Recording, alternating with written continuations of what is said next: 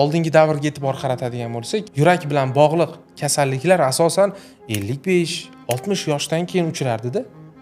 Nimaga yurak kasalliklari yosharib boryapti? Buni asosiy bir sababi bormi? Albatta, bugungi kecha kunduzda yurak qon tomir tizimi bilan bog'liq bo'lgan muammo darhaqiqat ancha yoshargan. Avvalgi avlod yaxshi eslashadi. Aksariyat kardiologiya bo'limlarida 60-70 yoshli otaxon yo onaxonlarni uchratishardi va yoshlarni deyarli uchratish bo'lmagan.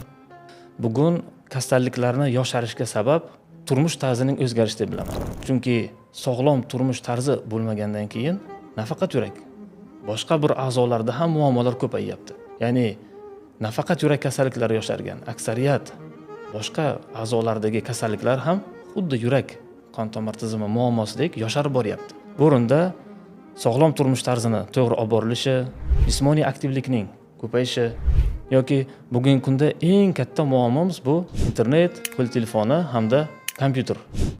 Bu albatta insonning birinchidan vaqtini oladi va juda uzoq muddat passiv harakati, ya'ni kam harakati uchun zamin yaratadi.